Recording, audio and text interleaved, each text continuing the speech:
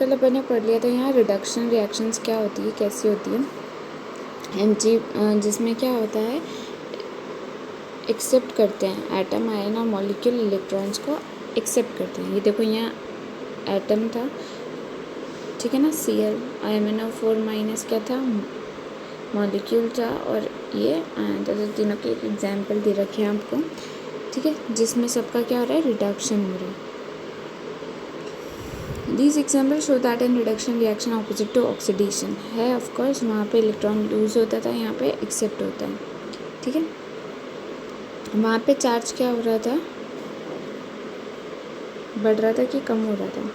यहाँ पे क्या हो रहा है, in through which neutral atom form anion और charge on anion increases, ठीक है, चार्ज ऑन कैटायन डिक्रीजेस। तो एनायन पे तो चार्ज बढ़ जाता है और कैटायन पे चार्ज कम हो जाता है। कैटायन यानी पॉजिटिव वाला, तो पॉजिटिव पे देखो +2 था और चार्ज उसका 0 हो गया, तो कम हो गया चार्ज उसका। और यहाँ इस पे चार्ज 0 था, यहाँ -1 हो गया, एनायन का बढ़ जाता है। फ्रॉम अबव रिएक्शन आप देखो कुछ कंक्लूजन है। ऑक्सीडेशन रिडक्शन रिएक्शंस क्या है, हाफ रिएक्शन है, यानी ऑक्सीडेशन आधी रिएक्शन है और रिडक्शन भी क्या है, आधी रिएक्शन है। अब अगर अपन को पूरा करना है इनको, तो दोनों को मिक्स करना पड़ता है, यानी एक ऑक्सीडेशन रिएक्शन और एक रिडक्शन रिएक्शन मिलकर कंप्लीट रिएक्शन बनती है, जिसे हम रिडॉक्स रिएक्शन कहते हैं। जिसमें क्या था, वन सब्सटेंस डोनेट्स इलेक्ट्रॉन और अदर क्या करता है, एक्सेप्ट कर लेता है इलेक्ट्रॉन। देखते हैं कैसे, इसका एक एग्जाम्पल देखो, ठीक है। इनको रिडॉक्स रिएक्शन कहते हैं। दीज रिएक्शन अकर साइमल्टेनियसली, यानी साथ साथ होती है। ऑक्सीडेशन रिएक्शन रिडक्शन रिएक्शन के साथ होती है और दोनों मिलके क्या कहलाते हैं, रिडॉक्स रिएक्शन। एग्जाम्पल देखो, zinc plus CuSO4 gives ZnSO4 plus Cu। तो यहाँ जिंक में देखो, अभी चार्ज से देखना है तुमको किस तरह से पता चलता है। यहाँ देखो इसका चार्ज क्या है, जिंक का 0, क्योंकि इसके ऊपर कोई भी चार्ज नहीं है। यहाँ पे जिंक का चार्ज आ जाता है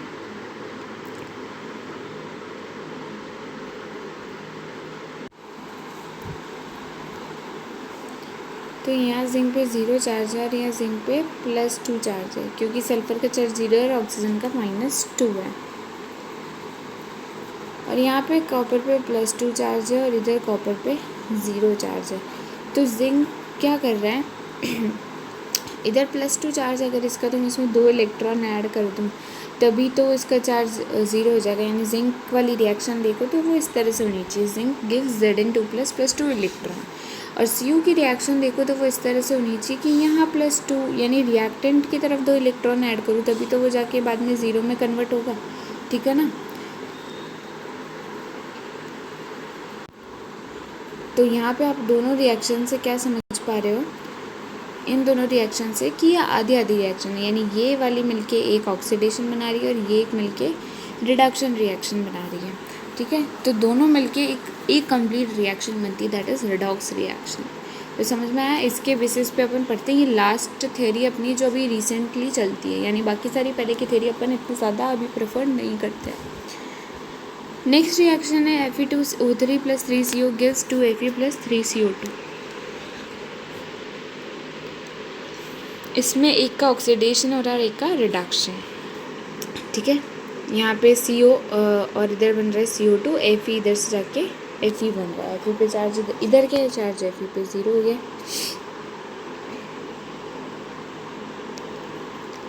तो देखो, in this reaction ferric oxide Fe2O3 is reducing to iron and CO is oxidizing to CO2।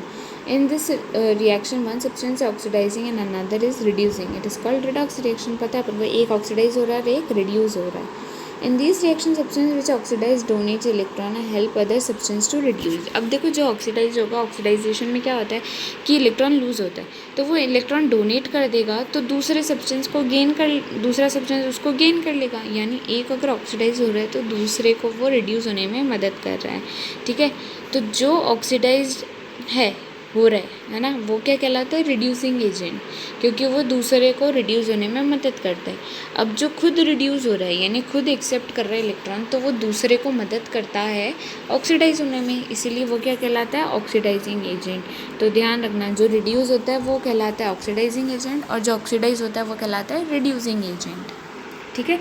It means reducing agent कौन हो गया, इलेक्ट्रॉन डोनर, दैट इज़ जो ऑक्सीडाइज होता, और ऑक्सीडाइजिंग एजेंट कौन हो गया, इलेक्ट्रॉन एक्सेप्टर, दैट इज़ जो रिड्यूस होता है। तो ये बातें ध्यान में रखने की है, इंपॉर्टेंट है। नेक्स्ट टॉपिक है न्यूट्रलाइजेशन। अपन इसको पहले भी पढ़ के आ चुके हैं पिछले चैप्टर में भी। What is neutralization reaction, again आपको यहाँ एक्सप्लेन करने की ज़रूरत ही नहीं है बिल्कुल भी। आपको पता है न्यूट्रलाइजेशन रिएक्शन क्या होती है। एक स्ट्रॉन्ग एसिड और स्ट्रॉन्ग बेस, या फिर वीक एसिड स्ट्रॉन्ग बेस, ऐसे कोई भी कॉम्बिनेशन हो सकता है। तो एक एसिड और बेस मिलके सॉल्ट बनाते हैं और H2O बनाते हैं, उसे हम न्यूट्रलाइजेशन रिएक्शन कहते हैं। इसका pH अगर दोनों स्ट्रॉन्ग है, यानी एसिड और बेस मैंने स्ट्रॉन्ग लिए, तो मेरा प्रोडक्ट सॉल्ट जो है वो न्यूट्रल निकल के आएगा, उसका pH 7 आएगा। अदरवाइज़ उसका pH शिफ्ट हो जाएगा। ठीक है, डिपेंड करता है स्ट्रॉन्ग कौन है फिर उसमें, एसिड स्ट्रॉन्ग लिया या बेस स्ट्रॉन्ग लिया। तो again I will not explain you it here.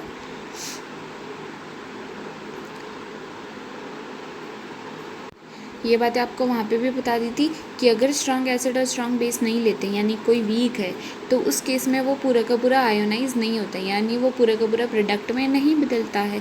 तो उस अकॉर्डिंगली अपन को देखना पड़ता है, उसमें प्रोडक्ट मिलता है। और उसका pH जो सॉल्ट का है वो भी उस पर डिपेंड करता है कि कौन स्ट्रॉन्ग है। लाइक स्ट्रॉन्ग एसिड और वीक बेस ले लिया तो जो सॉल्ट बनेगा वो भी थोड़ा एसिडिक होगा। ठीक है,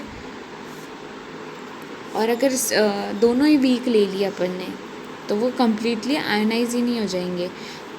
neutralisation reaction of weak acid and strong base, acid do not completely ionize. अगर वीक एसिड और स्ट्रॉन्ग बेस है तो कम्प्लीटली आयोनाइज कौन नहीं होगा, एसिड, और वो अनडिसोसिएटेड फॉर्म में रह जाएगा कुछ अमाउंट में।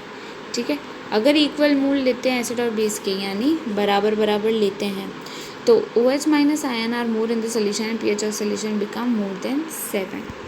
ठीक है, अब यहाँ पे देखो स्ट्रॉन्ग एसिड और स्ट्रॉन्ग बेस में भी अगर कोई एक वीक ले लिया तो उसमें भी डिपेंड करता है मैं उनकी क्वांटिटी बराबर लूँ।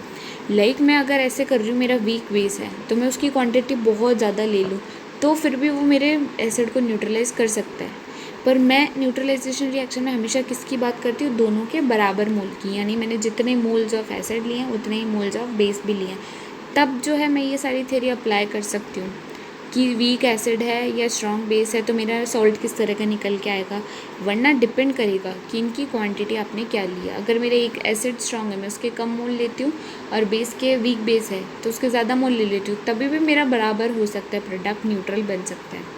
ठीक है, पर इक्वल लेने पे क्या है, इक्वल लेने पे तो जो स्ट्रॉन्ग रहेगा उसी का प्रोडक्ट उसी कैटेगरी का मिल जाएगा। नेक्स्ट टॉपिक है अपना कैटलिस्ट।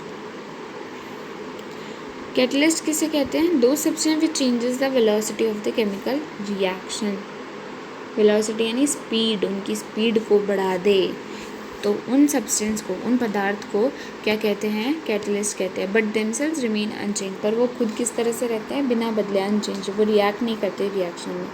ठीक है, उनको कैटलिस्ट बोलते हैं। और इस फिनोमिना, इस प्रोसेस को, यानी किसी भी रिएक्शन की स्पीड के बढ़वाने को, प्रोसेस को with the help of a catalyst क्या कहलाता है, वो कैटालाइसिस। एक एग्जाम्पल दे रखा है, 2KClO3 gives KCl plus 3O2 in the presence of MnO2 catalyst।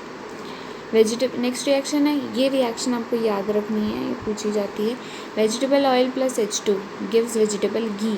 जो अपन घी खाते हैं ना आजकल बाज़ारों का, वो तेल से ही बनाते हैं वो लोग, वो तेल से ही एक केमिकल प्रोसेस करते हैं और उसी से घी बना देते हैं, जबकि घी का प्रोसीजर होता है दूध से बनने का। तो ये एक साइंटिफिक मेथड है घी बनाने का। किसकी प्रेजेंस में करते हैं, निकल कैटलिस्ट की प्रेजेंस में क्या करते हैं, उसका हाइड्रोजनेशन यानी H2 से रिएक्ट करवा देते हैं। Thermal dissociation of potassium chloride occurs at a low temperature on mixing MnO2। ये ऊपर वाली रिएक्शन की बात कर रहा है, इस रिएक्शन की। Potassium chloride that is KClO3, उसका डिसोसिएशन हो जाता है, यानी दो चीज़ों में टूट रहा है वो, कौन से की कैटलिस्ट की प्रेजेंस में, MnO2 की रे। और इस ऊपर वाली रिएक्शन में Ni कैटलिस्ट की तरह काम कर रहा है, यानी निकल। तो देयर आर, मतलब दोनों रिएक्शन देखो अलग अलग तरीके की है। तो अब रिएक्शन में भी डिपेंड करता है कि किस टाइप का कैटलिस्ट यूज़ करें, है ना। तो उन कैटलिस्ट को उनके काम के बेसिस पे, उनके एक्शन के बेसिस पे, उनके स्टेट के बेसिस पे, स्टेट यानी फिजिकल स्टेट, लाइक वो सॉलिड है, जेल है, वो लिक्विड है, पाउडर है, कौन सी फॉर्म है, ठीक है। तो उनके बेसिस पे अपन ने डिवाइड किया है इसको। कैटलिस्ट आर ऑफ 2 टाइप्स होते हैं। एक किसके बेसिस पे किया है, सबसे पहले on the basis of physical state. ये चीज़ आपको ध्यान रखनी है कि किसके बेसिस पे कौन सी कैटेगरी में डिवाइड किया, वरना आप उल्टा सीधा कर सकते हो। लाइक फिजिकल स्टेट में आप दूसरा डाल दो, तो वो ध्यान रखना है आपको। फिजिकल स्टेट के बेसिस पे किया है उसको होमोजेनियस कैटलिस्ट और हेट्रोजीनियस कैटलिस्ट। इसमें क्या होता है देखो, होमोजीनियस कैटलिस्ट में when in a chemical reaction catalyst reactants and product are in same physical state, यानी फिजिकल स्टेट सबकी सेम हो। कौन कौन? रिएक्टेंट्स, कैटलिस्ट एंड प्रोडक्ट, तीनों। तो यहाँ पे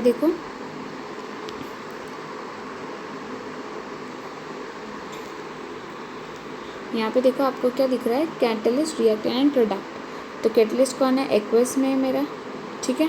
प्रोडक्ट कौन से मेरे? एक्वस में है। और यहाँ मैंने क्या लिया? लिक्विड, ठीक है। तो तीनों मेरे सेम फिजिकल स्टेट में है।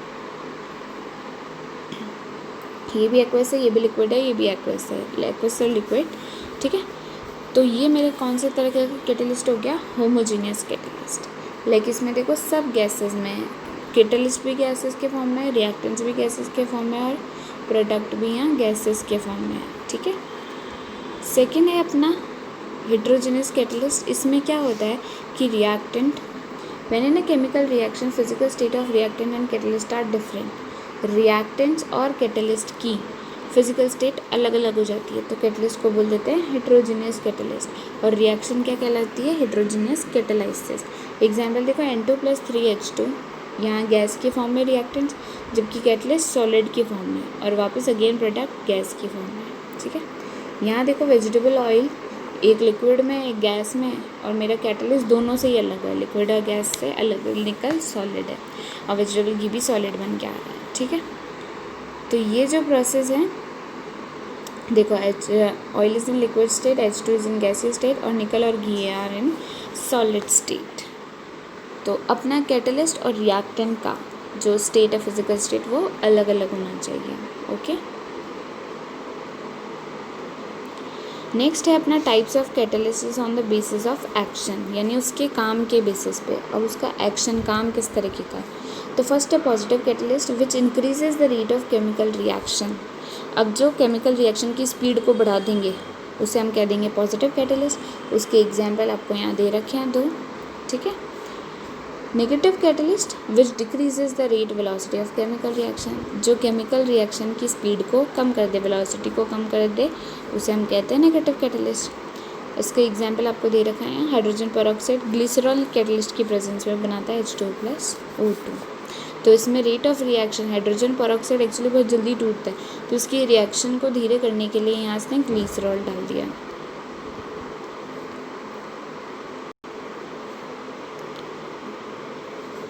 H2O2 decrease for accumulating some amount of glycerol इसमें मिक्स कर दिया, ठीक है। एक और रिएक्शन दे रखी है क्लोरोफॉर्म की, CHCl3 को क्लोरोफॉर्म कहते हैं, जिसको सूंघने से बेहोश हो जाता है।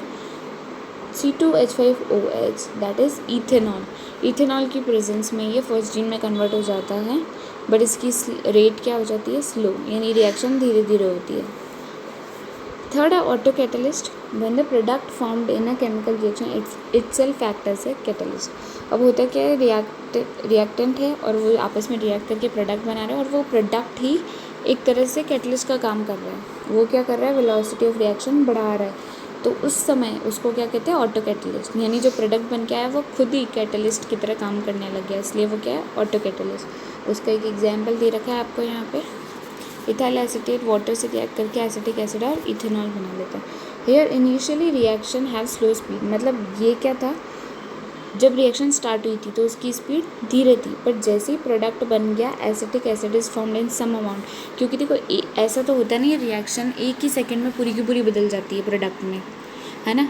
कुछ रिएक्टेंट मिलके थोड़ा प्रोडक्ट बनाते हैं, फिर थोड़ा थोड़ा बनता रहता है, ऐसे कर करके रिएक्शन को होने में कुछ ना कुछ टाइम लगता है। तो वो टाइम लगता है, तो स्टार्टिंग में तो कुछ ना कुछ प्रोडक्ट बन गया है। अब लाइक 1 सेकेंड, मान लो रिएक्शन 10 सेकेंड में पूरी हो रही है, तो 1 सेकेंड में कुछ ना कुछ प्रोडक्ट तो बन ही गया होगा, ठीक है।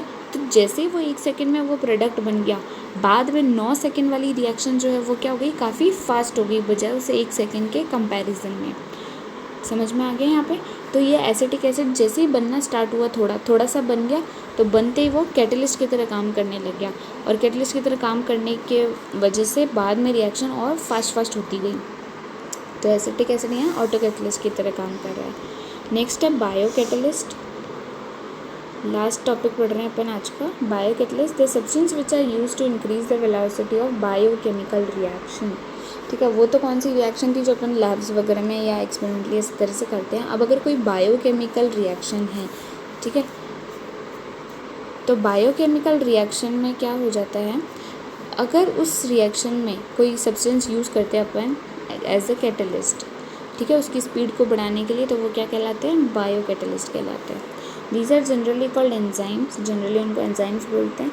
और एंजाइम्स होते क्या हैं, complex nitrogenous organic compound. Nitrogenous organic compound यानी जिन ऑर्गेनिक कंपाउंड में नाइट्रोजन ज़्यादा पाया जाए, नाइट्रोजनस ऑर्गेनिक कंपाउंड। और ऑर्गेनिक कौन से होते हैं, CH और H से मिलकर बनने वाले, यानी इस तरह के कंपाउंड जिनमें CH और N हो, वो एंजाइम्स होते हैं। कॉम्प्लेक्स तरीके के, कॉम्प्लेक्स यानी काफ़ी बड़े बड़े और ऐसे ब्रांच्ड होते हैं, ठीक है, सिंपल नहीं, जैसे ये बहुत काफ़ी सिंपल दिख रहा है ना, उस तरीके के नहीं। Which are specific for different biochemical reaction, क्यों अपने को पता है अपनी बॉडी में बहुत अलग अलग तरीके के एंजाइम्स चाहिए होते हैं अलग अलग प्रोसेस करने के लिए, ठीक है। तो वो जो एंजाइम्स है अपने अंदर, जो बायोकेमिकल रिएक्शन होती है, अपनी बॉडी में बहुत सारी केमिकल रिएक्शन होती है ना, उनको करने के लिए अलग अलग तरीके के एंजाइम्स चाहिए होते हैं। तो उन एंजाइम्स, वो एंजाइम्स क्या करते हैं, यहाँ कैटलिस्ट की तरह काम करते हैं। NH2CO NH2 urea, that is जो वेस्ट प्रोडक्ट है, अगर उसको यूरेस कैटलिस्ट के प्रेजेंस में करें तो वो अमोनिया में बदल जाता है, NH3+CO2 में बदल जाता है। अगेन माल्टोज जो एक तरह की शुगर होती है, उसमें माल्टेज नाम का कैटलिस्ट अगर डाल दे तो वो ग्लूकोज प्लस ग्लूकोज में कन्वर्ट हो जाता है, यानी 2 मॉलिक्यूल्स ऑफ ग्लूकोज बना देता है माल्टोज, क्योंकि ये भी एक तरीके का ग्लूकोज का ही फॉर्म होता है। ग्लूकोज, माल्टोज, फ्रक्टोज, लैक्टोज, ऐसे अलग अलग तरीके के। ओके, समझ में आ गया चारों तरीके के कैटलिस्ट। अब नेक्स्ट अपन पढ़ेंगे नेक्स्ट क्लास में। Okay, thank